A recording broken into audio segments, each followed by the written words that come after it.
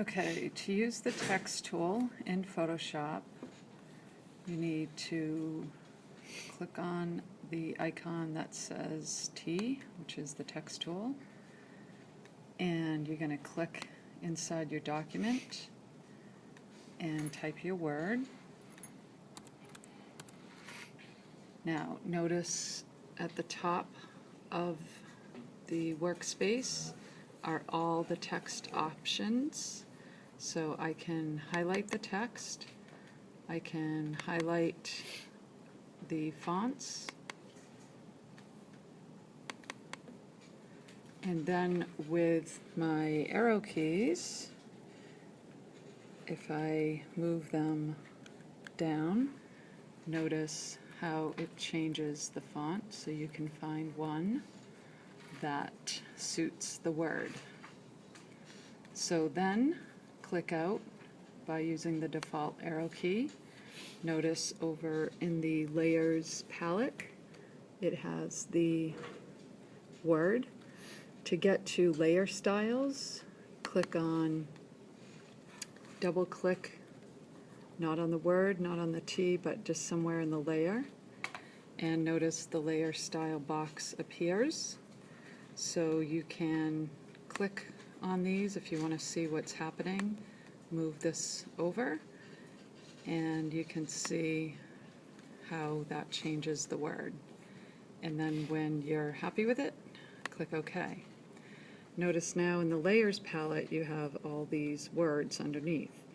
If you want to transform this word, you must rasterize the layer, and you'll notice how this layer changes. So at the top of the toolbar, go Layer, Rasterize, and just Layer. Okay, so now I'm going to just move this over a little bit. I should be able to Command T, which I can, and then remember the fun thing to do is to edit, transform, and warp. And this does that really cool thing of really warping this. Remember, we do need to read the word, so don't go too wild here. When you're done, click Return, and you are all set. The other thing that I didn't show you yesterday, so I'm going to make another word, and I'm going to type that in and click back on the arrow key. Notice again that it automatically, when you're using the text tool, it automatically puts it on its own layer. So going back here, if I click on the text tool again, remember the options are up here, and I can highlight that, highlight this, and again just navigate by,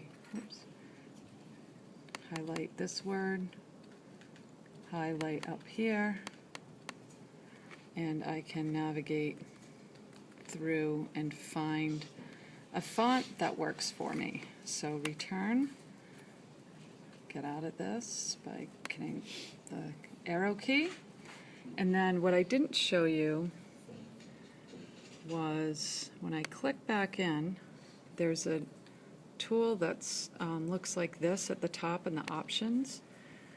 That is warp text. So this is just another way to warp your text. However, you do need to highlight this first, and the text warp tool is here. And now I can pull down this menu and I can arc, and if you move this away you can see you can do all kinds of things, but make sure whatever you do really helps to describe the word. None of these really work for that, so I am going to just cancel. Okay, and then I can change the size. Don't forget I can change the size up here, and I might want something like that. So remember, we're continuing to work in black and white. You should please make sure these words are somehow Use proximity, which means make sure they're next to each other. And remember to use 6 pairs on a page with 2 documents. So that concludes my little lesson. Hopefully this makes sense, and I'll see you on Friday.